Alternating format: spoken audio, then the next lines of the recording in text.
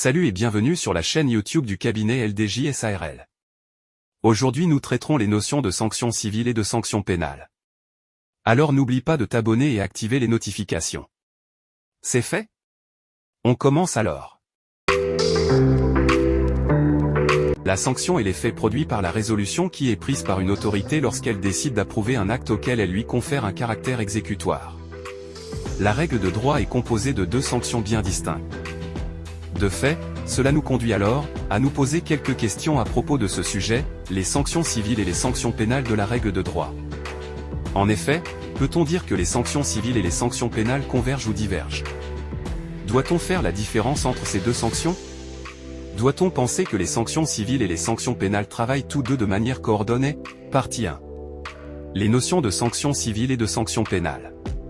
En ce qui concerne la sanction civile, il faut tout d'abord savoir que celle-ci est obligatoire. Elle est nécessairement sanctionnée par des sanctions, d'une part contraignantes, c'est-à-dire des sanctions qui permettent de contraindre à l'exécution d'un engagement pris, puis d'autre part, des sanctions dites réparatrices, qui elles, tendent à indemniser. Ainsi, la sanction civile est-elle une sanction appliquée en matière civile? C'est un ordre donné à l'une des parties au procès d'accomplir, de livrer ou de payer ce qui a été promis, étant entendu qu'au besoin il pourra être fait appel à la force publique, notamment à travers les huissiers de justice qui est commissaire de justice en Côte d'Ivoire pour exécuter la décision. Il existe également les sanctions pénales, qui sont appliquées aux auteurs d'infractions pénales, telles les contraventions, les délits ou encore les crimes. Les sanctions pénales sont variables suivant la nature de l'infraction.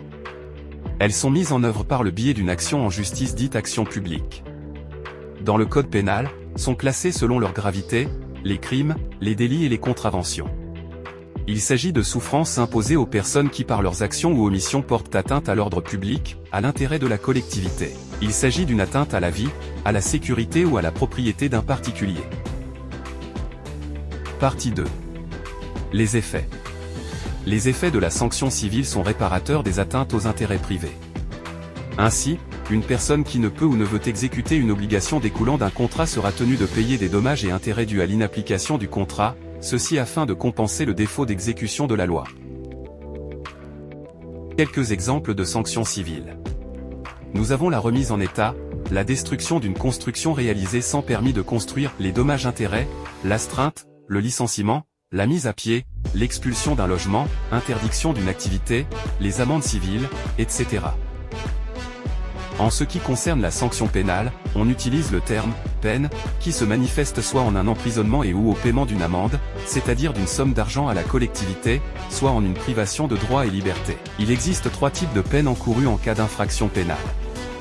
D'abord, les peines principales de l'infraction sont l'amende et l'incarcération. Puis, les peines complémentaires, qui viennent s'ajouter aux peines principales. Elles peuvent être très diverses, suspension du permis de conduire, interdiction d'exercer un type d'activité professionnelle, confiscation d'une arme, etc. Et les peines alternatives, qui peuvent remplacer tout ou partie des peines principales. Exemple, les travaux d'intérêt général, les stages de sensibilisation, les jours amendes, etc.